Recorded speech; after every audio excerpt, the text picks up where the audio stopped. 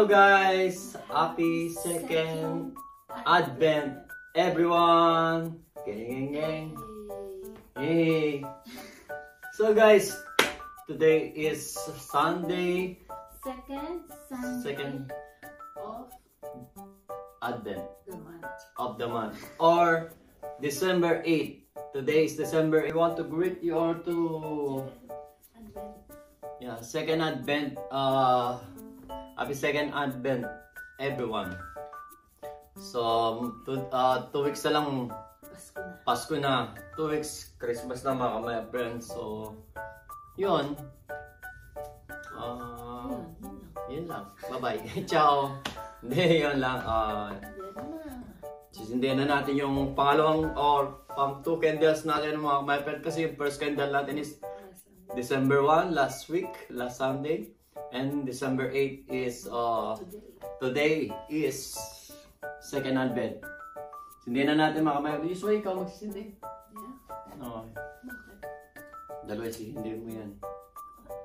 Dalawa sisindihan kasi sisindihan mo yung last week at saka yung ngayon.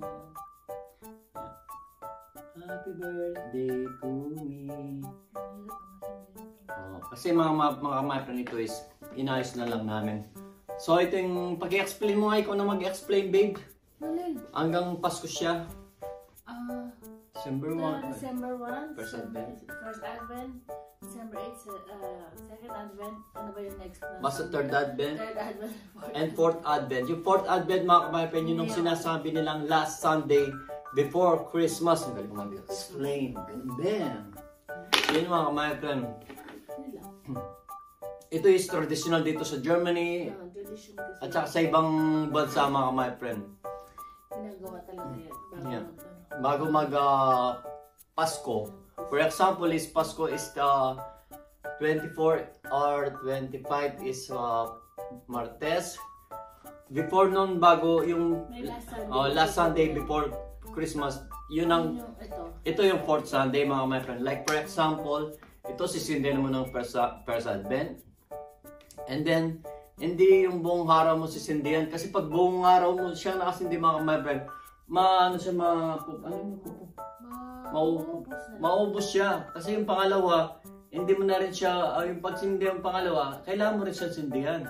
Kasi bago mo sindihan yung, dapat yung apat. Yung susunod, kailangan mo sindihan mo ulit yung una. Yung first, second, bago mo sindihan yung third. And next week, bago mo sindihan yung pinaka-last na candle, sisindihan mo ulit yung first, second, third, bago yung fourth.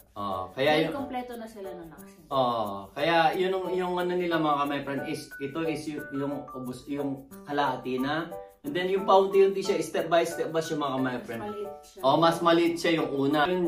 Maya-maya mga my friend, naalis na ako dahil Sunday may pasok pa na ako. Dito lang sa bahay. So bago ako alis, so mamaya papatay na niya yung dalawang to. And then in the following, yung next week, ako magsisindi na uli na. Ito, sisindihan ko dalawa. Bali, pangatlo na yung sisindihan ko ng mga my friend. Third Advent. Yung pang last is, pang fourth Advent is si Vanessa na mag-sisindihan mga my friend. So, wish ko lang sa atin mga lahat mga my friend is, today is, joy and happiness naman mga my friend. Last week is healthy, di ba? Yung walang age niya. Healthy. So, yung last week yung first Advent na wish natin is healthy and love. Health. Yeah, health. And then love. Health and love. And then ngayon is joy and happiness. Joy and happiness. And then walang isa na. So, hanggang dito na lang mga friends. Shout out sa mga family ko. And happy birthday, Schwester Beng. Kay Ate Beng, Starsenbach, happy birthday.